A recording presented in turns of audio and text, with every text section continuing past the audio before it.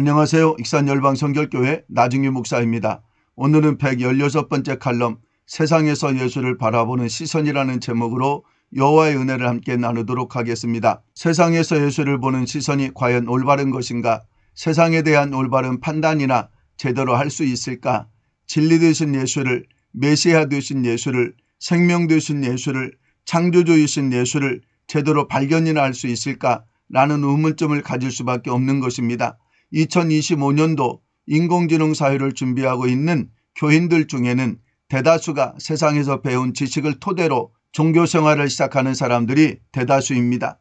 제가 부모를 따라 처음으로 교회당에 출석하기 시작할 때부터 예수가 그리스도라는 만남이 이루어지기 이전까지는 종교생활에서 한 번도 벗어난 적이 없었습니다. 그 첫 번째 원인이 바로 여기에 있었습니다. 세상에서 옳은 길을 걷기 위해서 예수가 필요하다고 여겨졌기 때문입니다.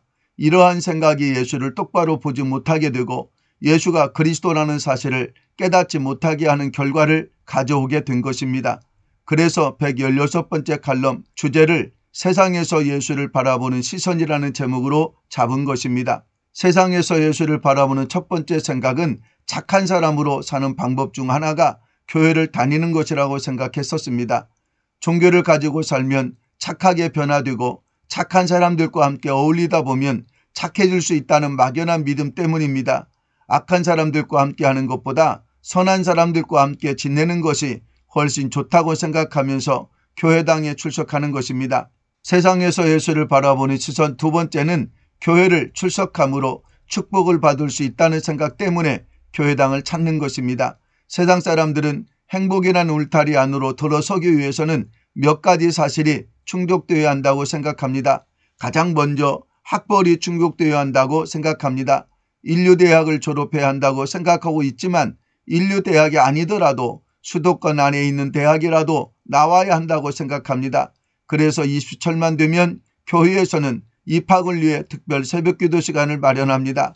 이와 같은 행위를 교회가 하지 않으면 게으른 목회자, 기도하지 않는 목회자로 교인들은 낙인들을 찍고 성도들은 이를 당연시 여기는 것입니다. 외가로 두 번째는 돈입니다. 돈을 많이 가지면 가질수록 행복이 충족된다고 생각하는 것입니다.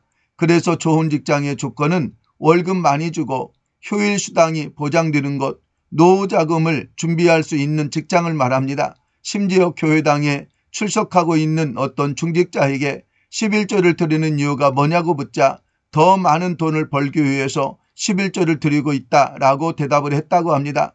교회가 이 모양으로 타락하고 있는 것입니다. 부끄러운 말이지만 돈을 잘 걷어들이는 것도 능력이라고 말하는 목회자도 있는 것을 보면 그리스도를 믿지 않는 목회자가 얼마나 많은지 평신도들이 알아야 할 것입니다. 외가로 세 번째는 행복을 위해 충족시켜야 할 조건 중 하나가 결혼입니다.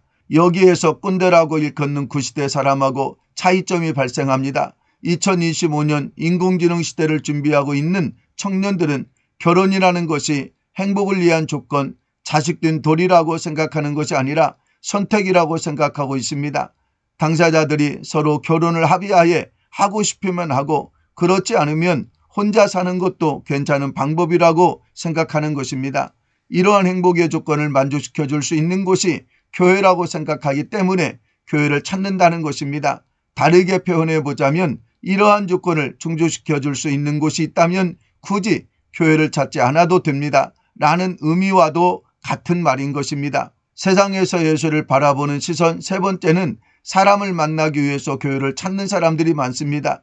사람을 만나려면 세상에서 찾는 것이 더 낫지 않은가 라고 생각할 줄 모르겠지만 대체적으로 교회당에 출석하는 사람들이 착하고 교회당 안에는 차별 없이 모두가 평등하다고 생각하고 있기 때문입니다.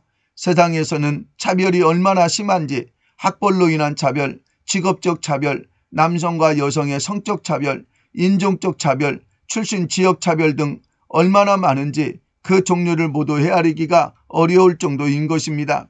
그런데 교회당 안에서는 누구나 평등하다고 생각하고 있으니 낮은 사람이 교회당에 입교만 하면 높은 사람들과 쉽게 교제할 수 있고 이성도 교회당에 발만 들여놓기만 해도 교제가 가능할 수 있기 때문에 교회당을 찾는 사람들이 많은 것이고 사업을 위해서라도 교회당에 발을 들여놓기만 해도 교회당에서 도와준다고 생각하고 있기 때문입니다. 이제 116번째 칼럼, 세상에서 예수를 바라보는 시선 결론을 맺겠습니다. 세상에는 예수가 없습니다. 예수가 있다면 그 존재는 인품이나 덕이나 지식이나 애지력이 풍족한 성인 중에 한 사람으로 가르치고 있을 뿐입니다. 이런 가르침을 받고 성장했던 사람들이 교회는 왜 찾는 것일까? 첫 번째는 마음을 착하게 가져보려고, 두 번째는 돈을 쉽게 벌어보려고, 세 번째는 사람들을 쉽게 만나기 위해서입니다. 여기에는 예수가 그리스도요 살아계신 하나님의 아들이라고 고백하는 사람이 한 사람도 없습니다.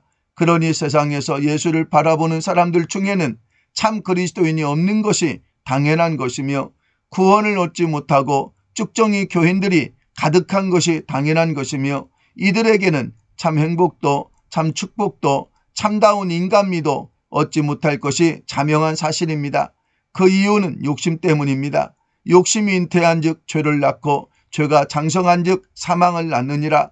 야고보서 1장 15절 말씀이 정확하게 꼭 집어서 말씀하고 있습니다.